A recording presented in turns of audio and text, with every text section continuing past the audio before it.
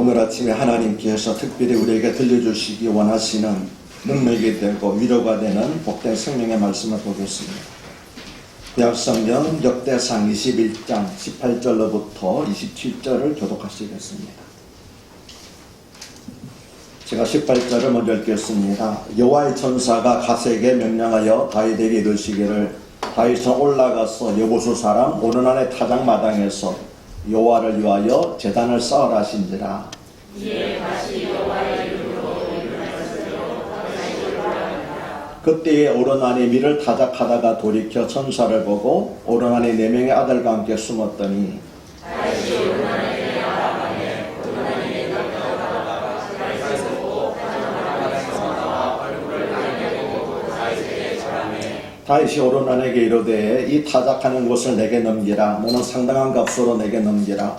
내가 여호와를 위하여 여기 한 제단을 쌓으리니 그리하면 전염병이 백성 중에서 그치리라 하니 오르난이 다윗에게 말하되 왕이시하소서 내 주 왕께서 좋게 여기시는 대로 행하소서.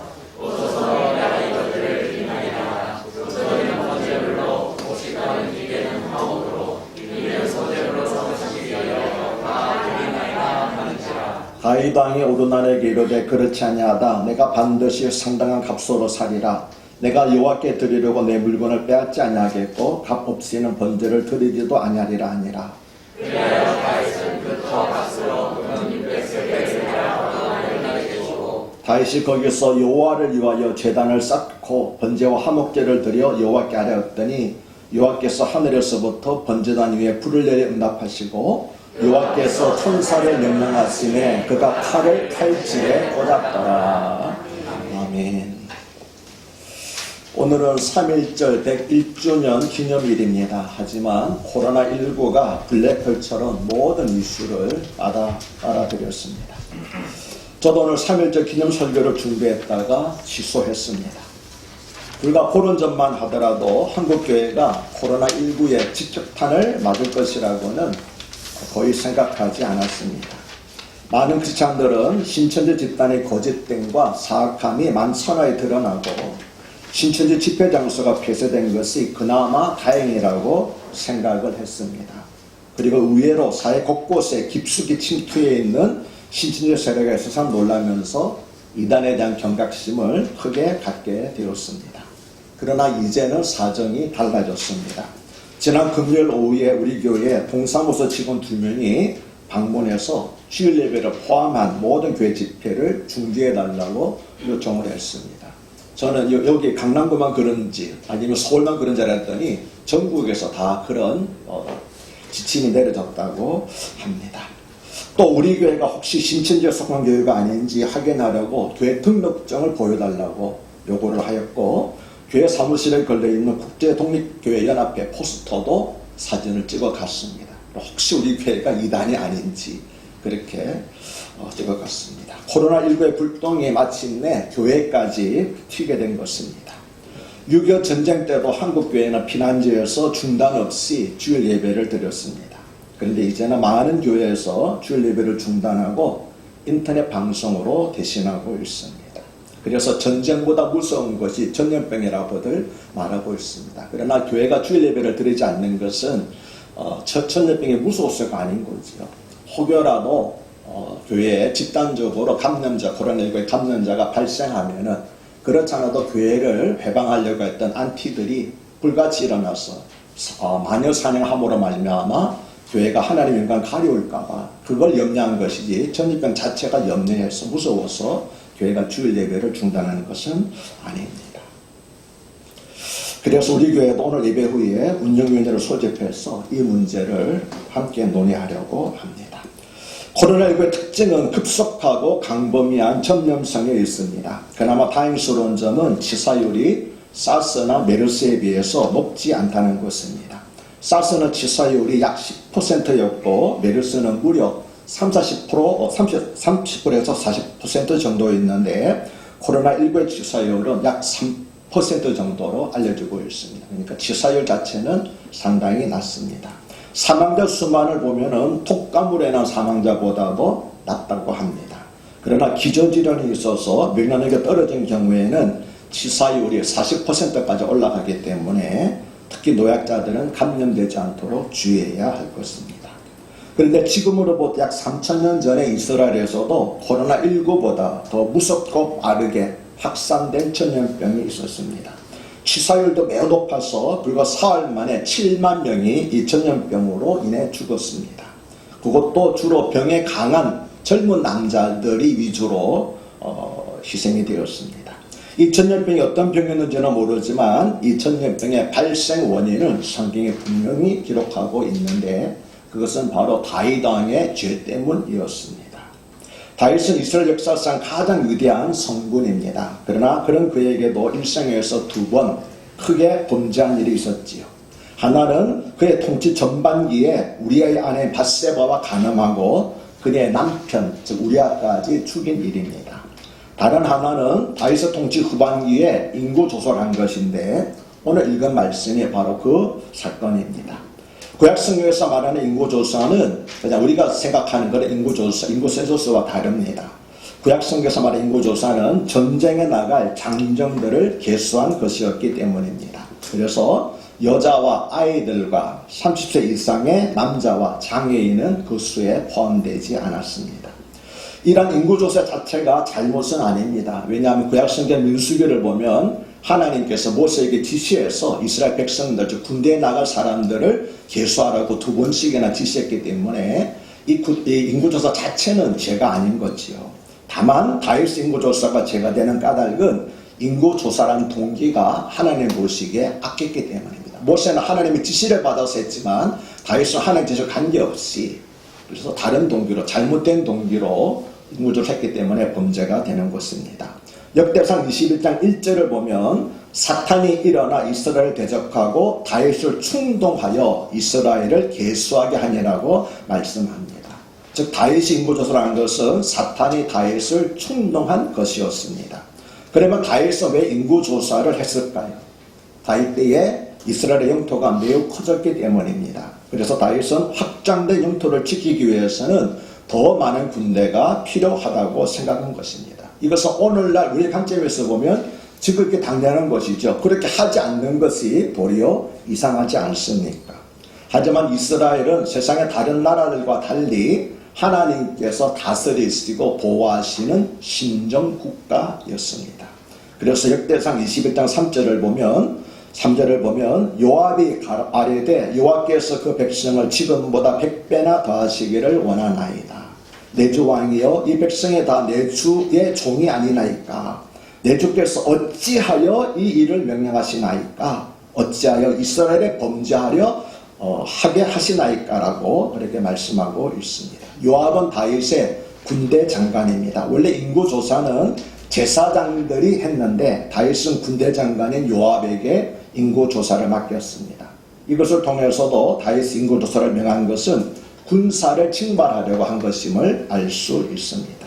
그런데 요압이 다윗을 만류한 것은 두 가지 이유에서였습니다. 첫째는 다윗의 통치 후반기에는 전쟁이 없이 나라가 평안했기 때문입니다. 하나님께서 주변 나라들을 모두 다윗에게 굴복시키셨기 때문입니다. 그래서 요압은 다윗에게 어찌하여 왕께서 군대를 늘려서 주변 나라들을 동요하게 하십니까? 라고 충고한 것입니다. 둘째는 이스라엘을 안전하게 지키는 것은 많은 군대가 아니라 여호와 하나님이라는 신앙 때문이었습니다. 그래서 요압은 다윗에게 어찌하여 왕께서 하나님을 의지하지 않고 군대를 의지하여 이스라엘이 범죄하게 하십니까? 라고 충고한 것입니다. 그러면 다윗은 요압의 충고를 들었을까요? 21장 4절과 5절을 보면 왕의 명령이 요압을 책촉한지라 드디어 요압이 떠나 이스라엘 땅에 두루 다닌 후에 예루살렘으로 돌아와 요압이 백성의 수요를 다윗에게 보고하니 이스라엘 중에 칼을 뺄 만한 자가 110만 명이요 유다 중에 칼을 뺄 만한 자가 47만 명이었다라고 말씀을 합니다. 다윗은 요압의 말을 듣고도 도리어 요압을 재촉을 했습니다. 이처럼 사탄의 유혹에 있는 사람들은 마음이 완악해지고 기가 무뎌져서 유익한 충고를 듣지 않습니다. 그래서 사탄이 교회를 혼란시키기 위해서 취하는 가장 교활한 phương法 가운데 하나가 바로 교회 지도자들을 교만하게 하는 것입니다. 21장 7절과 8절을 보면 하나님이 이 일을 악하게 여기사 이스라엘을 치심해 다윗이 하나님께 아뢰되 내가 이 일을 행함으로 큰 죄를 범하였나이다. 이제 간구하옵나니 종의 죄를 용서하여 주옵소서. 내가 심히 미련하게 행하나이다 하니라고 말씀을 합니다. 그런데 병행구절인 사무엘하 24장 10절을 보면 다윗이 백성을 조사한 후에 그의 마음에 가책하고 다윗이 여호와께 아뢰되 내가 이 일을 행함으로 큰 죄를 범하였나이다. 여호와 이제 간구하옵나니 종의 죄를 사하여 주옵소서. 내가 심히 미련하게 행하나이다 하니라고 말씀합니다. 인고조사를 마치고 얼마 후에 다윗은 자신의 죄를 깨닫고 하나님 앞에 나아가서 자신의 죄를 고백하면서 회개하였다는 것입니다. 그리고 바로 이것이 다윗이 하나님으로부터 사랑을 받은 이유입니다. 다윗이 하나님으로부터 사랑을 받은 이유는 아무 죄가 없는 의인이었기 때문이 아니라 죄를 지은 후에 진심으로 애통하고 회개하며 하나님의 용서를 구했기 때문입니다. 예수님 한 번 외에는 실수든지 고의든지 죄를 범하지 않는 사람은 하나도 없습니다. 그래서 해방 후에 우리나라에서 가장 유명한 부흥사였던 이성범 목사님은 죄를 지은 사람이 지옥에 가는 것이 아니라 회개하지 않는 사람이 지옥에 간다고 하는 유명한 말을 하였습니다. 그리고 죄악으로 인해서 초래되는 가장 심각한 병폐는 회개하지 않음으로써 하나님과의 영적 교제가 단절되는 것입니다. 그러나 하나님께서 사랑하신 사람인 다윗은 사탄의 시험을 극복하고 하나님께 나아가 자신의 죄를 진심으로 회개함으로써 즉각적으로 하나님과의 관계 회복에 나선 것이었습니다. 다윗에게 기도를 들으신 하나님께서는 갓 선지자를 그에게 보내셨습니다. 그리고 다윗에게 세 가지 징계 가운데 하나를 택하라고 하셨습니다. 많은 사람들이 잘못 생각하는 것 중에 하나가 뭐냐 하면은 죄 용서를 받으면 징계도 받지 않는다고 생각하는 것입니다. 그건 잘못된 생각입니다. 진정한 죄 용서는 징계를 함께 받는 것입니다. 만약 징계가 없으면 나중에 긍휼 없는 심판만이 있기 때문입니다. 그래서 하나님께서 우리에게 용서하셨다는 진정한 증거는 하나님의 징계가 우리에게 임하는 겁니다. 이해가 되십니까? 그래서 많은 사람들이 이를 착각하고 하나님 제가 하나님께 기도해서 용서를 받았는데 왜 나에게 이런 어려움이 있습니까? 그건 사랑의 징계 체질이며 다시는 이런 죄를 범하지 말라. 죄를 범하면 또 맞느냐라고 깨우치시기 위하여서 그렇게 징계를 내리신 것이었습니다. 하나님께서 다윗에게 그 중에서 선택하라고 하신 세 가지는 3년 기근과 석 달을 적군에게 쫓기는 것과 전염병이 사흘 동안 이스라엘에 유행하는 것이었습니다. 다윗은 사흘 동안 전염병이 유행하는 것을 택했습니다. 그렇다면 만일 여러분이 다윗의 경우를 하면은 여러분은 무엇을 택하시겠습니까? 3년 기간입니까? 석 달 동안 적군에게 쫓기는 것입니까? 아니면 3일 동안 일어나는 전염병입니까? 그리고 그것을 택하신 이유는 무엇입니까? 다윗은 3일간의 전염병을 택한 이유를 여호와께서는 긍휼이 심히 크시니 내가 그의 손에 빠지고 사람의 손에 빠지지 아니하기를 원하나이다라고 하였습니다. 다윗은 3년과 석 달보다 상대적으로 짧은 기간이라서 3일 동안의 전염병을 택한 것이 아니었습니다. 그는 잔혹한 사람의 손에 붙여지기보다는 하나님의 손에 붙여짐으로써 긍휼하신 하나님의 위로를 받는 것이 살 소망이 있다고 판단한 것입니다. 그리고 이러한 다윗의 선택은 하나님은 진노 중에도 긍휼을 잊지 아니하시는 분이라는 그의 믿음이 근거가 된 것이었습니다. 역대상 21장 14절은 이에 여호와께서 이스라엘 백성에게 전염병을 내리심에 이스라엘 백성 중에서 죽은 자가 7만 명이었더라고 말씀을 합니다. 당시 이스라엘 백성의 전체 인구는 약 500만 명이었던 것으로 알려주고 있습니다. 500만 명 가운데서 7만 명이 죽었다는 것은 약 1.4%에 해당합니다. 대단히 많은 사람들이 죽었다는 것을 알 수 있죠. 이 사실은 다윗과 우리에게 중요한 교훈을 주고 있습니다. 신전 국가인 이스라엘에서는 하나님보다 인간의 힘을 의지하는 그 어떤 불신앙적인 요소도 용납될 수 없다는 것입니다. 그래서 하나님은 다윗이 의지하고 또 과시하려고 했던 군사를 7만 명이나 가져가신 것이었습니다. 그런데 이것은 영적인 이스라엘인 구약시대 이스라엘이 이스라엘이 오고 지금 우리들 영적인 이스라엘 아닙니까? 영적인 이스라엘 우리들에게도 동일하게 적용이 됩니다. 무슨 말씀인가 하면 만일 우리에게 하나님보다 더 사랑하고 의지하는 것이 있으면 하나님께서는 반드시 그것을 거두어 가신다는 것입니다. 왜 그렇습니까? 우리가 믿는 하나님은 질투하시기까지 우리를 사랑하시는 분이기 때문에 하나님 외에 다른 것을 더 의지하고 사랑하면 하나님께서는 안 된다. 나만을 사랑하라고 해서 우리가 의지하고 사랑하는 것들을 다 가져가십니다. 아멘이십니까? 하나님 우리를 미워서가 아닙니다. 너무나 사랑하시기 때문에 나 외에는 다른 것들을 사랑하지 말라, 의지하지 말라고 그렇게 하시는 것입니다.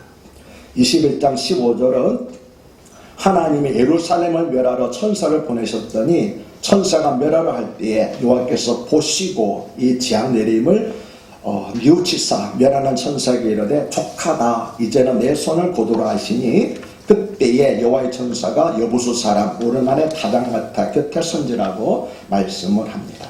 사람들은 가끔 자신이 내린 결정이 잘못되었음을 알고 뉘우칩니다. 그러면 하나님께서도 자신이 내린 결정이 잘못되었음을 알고 뉘우친 것일까요? 전제전제에서 하나님도 잘못 판단할 때가 있다는 것일까요? 물론 그렇지 않습니다. 왜냐하면 뉘우쳤다고 번역된 히브리어는 나함인데 이 나함이라는 단어에는 뉘우치다라는 뜻도 있지만 뜻을 돌이켜 불쌍히 여기다라는 뜻도 있기 때문입니다. 그래서 현대의 성경은 15절을 하나님은 예루살렘을 치시기 위해 천사를 보냈으나 불쌍한 마음이 들어 뜻을 돌이키시고 예루살렘을 치려고 하는 천사에게 그만하면 됐다. 이제 내 손을 거두라고 하셨다고 번역을 했습니다. 여호와 하나님은 천사가 예루살렘까지 멸하라는 것을 보시고 불쌍한 생각이 드셨습니다. 그래서 3일간의 재앙기간을 단축하시고 예루살렘에서는 전염병으로 죽는 사람이 없도록 뜻을 돌이키셨다는 것입니다. 이처럼 하나님께서 본래의 뜻을 돌이키신 것은 잘못 판단했기 때문이 아니라 하나님의 본성이 구별하신 때문이었다는 것입니다. 그리고 이것은 다윗이 세간 형벌 가운데서 3일 동안의 전염병을 택하면서 여호와께서는 긍휼이 심히 크시니 내가 그의 손에 빠지고 사람의 손에 빠지지 아니하기를 원한다로 한 것이 얼마나 지혜롭고 신앙적인 옳은 판단이었다는 것을 우리에게 보여주고 있습니다. 뭐라고 말합니까? 여호와 하나님은 긍휼이 심히 크십니다. 그런데 하나님께서 뜻을 돌이키신 것은 하늘에서 보셨기 때문입니다. 하늘에서 하나님께서 무엇을 보셨습니까? 오늘 말씀 보면 두 가지를 보셨습니다. 하나는 전염병으로 죽은 자들을 보셨습니다. 전염병으로 죽은 사람들이 주로 젊은 장정들이었다라고 말씀을 드렸지요. 그렇다면 죽은 자들은 누군가의 남편이고 아버지이며 아들이었을 것입니다. 그래서 남은 가족들은 죽은 자를 끌어안고 피눈물을 흘리면서 통곡을 하였을 것입니다. 긍휼이 심히 크신 하나님께서는 바로 그것을 보셨습니다. 그래서 비록 패역한 백성일지라도 불쌍히 여기시고 진노를 거두신 것이었습니다. 아멘이십니다. 우리가 잘나서 의로워서 하나님께 진노를 거두신 게 아니고 하나님은 긍휼이 심히 크신 분이시기 때문에 비록 패역한 백성이라 할지라도 죄를 범했다 할지라도 그 긍휼이 크시기 때문에 진노를 멈추시는 분이신 줄로 믿습니다. 하나님께서 하늘에서 보신 것이 또 하나 있습니다. 21장 16절과 17절을 보면 다윗이 눈을 들어보매 여호와의 천사가 천지 사이에 섰고 칼을 빼어 손에 들고 예루살렘 하늘을 향하여 편지라. 다윗이 장로들과 더불어 붉은 배를 입고 얼굴을 땅에 대고 엎드려 하나님께 아뢰되 명령하여 백성을 계수하게 한 자는 내가 아니니까 범죄하고 악을 행한 자는 곧 나니이다. 이 양떼는 무엇을 행하였나이까? 청하건대 나의 하나님 여호와여 주의 손으로 나와 내 아버지의 집을 치시고 주의 백성에게는 재앙을 내리지 마옵소서 하니라 라고 말씀을 합니다. 저는 이 말씀을 묵상하다가 마음이 울컥해졌습니다. 이 말씀은 진정한 목자의 마음과 자세를 보여주고 있기 때문입니다. 이 말씀에서 우리는 다윗이 얼마나 자기 백성들을 아끼고 사랑했는지 알 수 있습니다. 그는 지금 자기 백성들을 자기 등 뒤에 감추고 하나님 앞에 나아가서 나를 치시라고, 내가 죄를 범했으니 나를 벌하시라고, 이 백성들에게는 손을 대지 마시라고 그렇게 호소하고 있는 것입니다. 그렇습니다. 위대하고 존경받는 지도자는 재주와 능력과 언변이 뛰어난 사람이 아닙니다. 위대하고 존경받는 지도자는 모든 허물을 자기 탓으로 돌리고 백성들의 슬픔과 아픔을 끌어안고 함께 우는 사람입니다. 그런데 불행히도 지금 우리나라에서는 자기의 잘못을 인정하고 책임지려는 지도자가 없습니다. 다른 사람 탓으로 돌리고 변명하게 급급하지 내가 잘못했다고 책임을 지려는 지도자가 한 사람도 없다는 것. 그것이 우리들의 안타까운 불행입니다. 하나님은 이런 다윗의 모습을 보시고 그의 기도를 들으셨습니다. 이것이 하나님께서 이스라엘에 긍휼을 베푸신 진정한 이유입니다. 우리도 이러한 모습과 기도로 하나님 앞에 나아갈 때 하나님께서 우리를 보시고 또 우리의 기도에 귀를 기울이셔서 진노 중에라도 긍휼을 베풀어 주실 줄로 믿습니다. 누가 잘했느냐 못했느냐 하고 책임 소재를 따지는 것은 이 상황이 끝난 후에 해도 늦지 않습니다. 지금 온 국민이 마음과 힘을 모아서 우선 무너진 뚝을 막을 때이고 하나님의 백성들은 이 재앙을 내 탓으로 여기면서 하나님께 부르짖어 간구할 때입니다. 21장 18절은 여호와의 천사가 갓에게 명령하여 다윗에게 이르시기를 다윗은 올라가서 여부수 사람 오르만의 타작마당에서 여호와를 위하여 제단을 쌓아라 진전하고 말씀을 합니다. 여기서 여부수는 예루살렘의 옛날 이름입니다. 이것은 하나님의 진노를 진정시킬 구체적인 방법을 가르쳐 주신 것입니다. 그것은 22절에서 다윗이 내가 여호와를 위하여 여기 한 제단을 쌓으리니 그리하면 전염병이 백성 중에서 그치리라고 한 말을 통해서도 알 수 있습니다. 그리고 20절, 27절은 다윗이 거기서 여호와를 위하여 제단을 쌓고 번제와 화목제를 드려 여호와께 아뢰었더니 여호와께서 하늘에서부터 번제단 위에 불을 내려 응답하시고 여호와께서 천사를 명령하심에 그가 칼을 칼집에 꽂았더라고 말씀을 합니다. 그러면 하나님께서는 왜 많은 장소 가운데서 오르만의 타작마당에서 여호와를 위하여 제단을 쌓고 번제를 드리라고 명령하셨을까요? 그것은 다윗이 오르만의 타작마당에서 제단을 쌓고 하나님께 드린 번제는 예수님께서 인류의 죄를 사하시기 위하여 못 박히신 골고다 십자가에 대한 예표와 노연이었기 때문입니다. 역대하 3장 1절을 보면 솔로몬이 예루살렘 모리아산에 여호와의 전 건축하기를 시작하니 그곳은 전에 여호와께서 그의 아버지 다윗에게 나타나신 곳이요 여부수 사람 오르만의 타작마당에 다윗이 정한 곳이라고 말씀을 합니다. 그리고 창세기 22장 2절을 보면 여호와께서 이르시되 내 아들 내 사랑하는 독자 이삭을 데리고 모리아 땅으로 가서 내가 내게 일러준 한 산 거기서 그를 번제로 드리라고 말씀합니다. 솔로몬은 예루살렘의 모리아산에 성전을 건축했습니다. 그런데 이곳은 다윗이 전염병이 그치도록 여호와를 위하여 제단을 쌓고 번제를 드린 오르만의 타작마당이었습니다. 또 이곳은 아브라함이 사랑하는 독자 이삭을 하나님께 번제로 드린 그곳이기도 합니다. 그런데 하나님께서는 이삭 대신 한 어린 양을 예배하셔서 이삭 대신 번제로 드리게 하셨습니다. 그래서 어린 양이 죽고 이삭은 살았습니다. 그로부터 1000년의 세월이 흘러서 다윗이 모리아산의 다른 이름인 오르만의 타작마당에 제단을 쌓고 한 어린 양을 번제로 드림으로써 전염병이 그쳤습니다. 그래서 어린 양이 대신 죽고 이스라엘 백성들은 살았습니다. 그리고 다윗이 죽은 후에 그의 아들 솔로몬이 모리아산이며 오르만의 타작마당이도 한 그곳에 성전을 세웠습니다. 그리고 이스라엘 백성들은 범죄할 때마다 제사장을 위해서 어린 양을 그곳에서 번제로 드렸습니다. 그래서 어린 양이 대신 죽고 범죄한 이스라엘 백성들은 살았습니다. 그로부터 다시 1000년의 세월이 흘렀습니다. 이번에는 하나님의 사랑하는 독생자이시며 세상죄를 지고 가는 하나님 어린 양이신 예수님께서 모리아산이며 오르만의 타작마당이며 솔로몬의 성전에 세워진 그곳인 골고다 언덕에서 십자가에 못 박혀 자신을 번제로 하나님께 드렸습니다. 그래서 하나님의 어린 양이 대신 죽고 우리는 영원한 생명을 얻게 되었습니다. 따라서 모리아산과 오르만의 타작마당과 홀롬 성전은 모두 같은 한 장소를 가리킵니다. 어디입니까? 그것은 바로 예수님께서 십자가 달려 죽으신 골고다 언덕을 가리키고 있는 것입니다.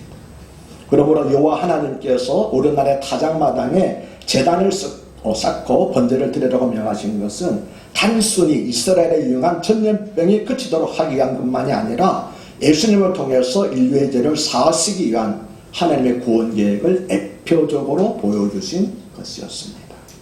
어떻게 하면 우리를 죽음으로 몰고 가는 죄에 대한 하나님의 진노를 그치게 할 수 있으며, 어떻게 하면 우리의 죄를 용서받을 수 있습니까? 어떻게 하면 이 땅을 휩쓸고 있는 재앙을 그치게 할 수 있습니까? 오직 예수 그리스도의 십자가를 통해서 하나님의 진노를 그치게 할 수 있고 죄에 대한 용서를 받을 수 있으며 모든 재앙을 그치게 할 수 있다는 것입니다. 아멘이십니까? 코로나19가 하나님께서 내린 전염병은 아닙니다. 그러나 천지만물을 창조하시고 이 땅에서 일어나는 모든 일들을 주관하시는 하나님께서 이 전염병을 잠시 허락하셨습니다. 그렇게 하신 것은 인간의 교만과 허탄한 자랑을 꺾으시기 위함입니다. 특히 하나님의 백성들에게 겸손히 하나님과 동행하면서 시험에 들지 않도록 깨어있어 기도하라 하십니다. 아무리 무서운 전염병에 창궐하더라도 그것은 전능하신 하나님의 손 안에 있습니다. 왜냐하면 하나님의 허락 없이는 참새 한 마리도 땅에 떨어져 죽지 않기 때문입니다. 하물며 하나님께서 핏값으로 사신 하나님의 백성이 어찌 허무하게 죽을 수 있겠습니까? 전염병이 퍼질 때 각자가 전파자나 감염자가 되지 않도록 각별히 주의하는 것은 당연합니다. 그러나 지나치게 두려워하는 것은 불신앙입니다. 하나님의 모든 것을 다스리고 계신다는 것을 믿지 않는 불신앙이기 때문에 결코 지나치게 두려워하지는 마십시오. 사람이 살고 죽는 것은 오직 하나님의 손에 달려 있습니다.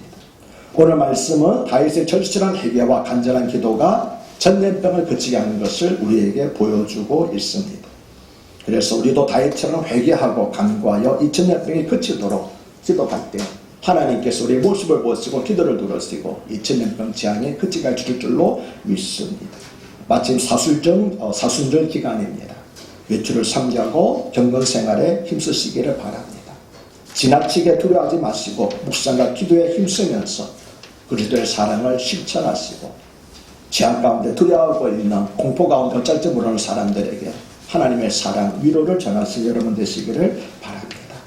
하나님의 진노를 거두시게 하는 유일한 방법은 우리의 죄를 회개하며 십자가 보혈로 깨끗함을 받는 것입니다. 그러므로 주께 돌아갑시다. 구원은 오직 보지 않으신 하나님의 어린 양 예수 그리스도 우리 주님께 있기 때문입니다. 그러므로 전염병이나 경제적 어려움 때문에 죽겠다고 아우성 치지 마시고 나의 구원은 오직 주께 있다고, 죽겠다고 하지 마시고 나의 구원은 오직 주께 있다라고 고백하시면서 담대하게 환난 때를 지나가시는, 환난 때에 우리를 도와주시고 우리 기도를 들으시는 우리 주님 예수 그리스도 이름으로 간곡히 기도합니다.